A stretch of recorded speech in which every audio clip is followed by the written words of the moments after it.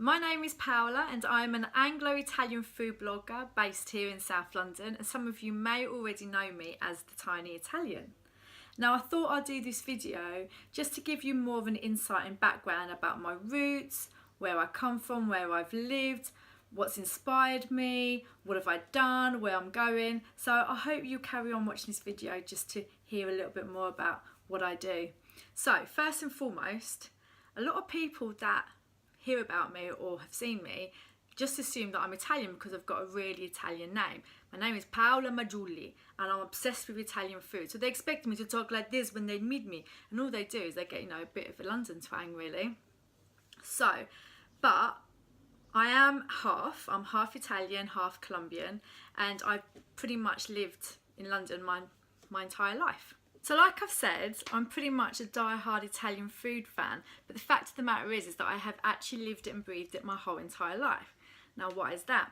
So my dad came over from Italy many decades ago, and then during that time he decided to set up his own Italian deli.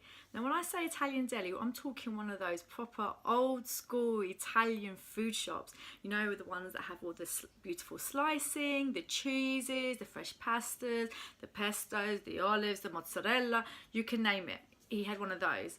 And as you can imagine, being a good daughter like I was and my brother, we had to go and work there quite often, most Saturdays, holidays.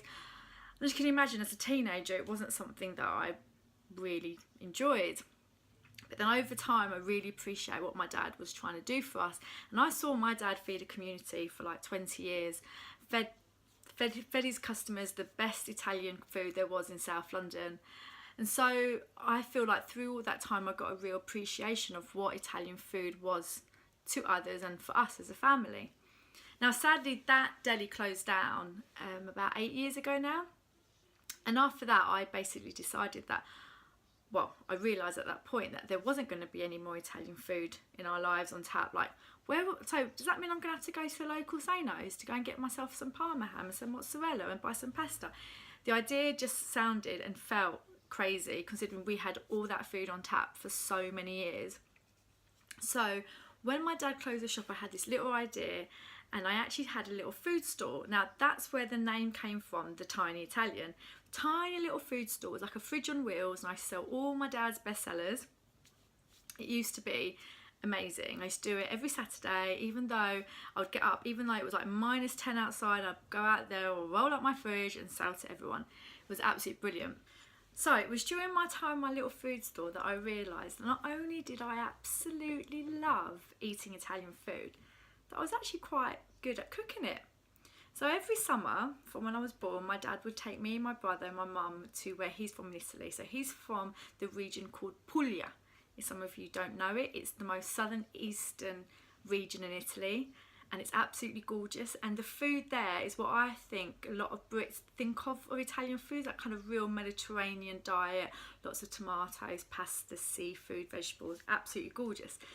So here in the UK, living in London, sometimes you think it's hard to recreate those dishes, but actually it's really not that difficult. Over the years, I've collected hundreds and hundreds of cookbooks to teach myself. So what I did a few years ago was actually start my own blog, also called The Tiny Italian.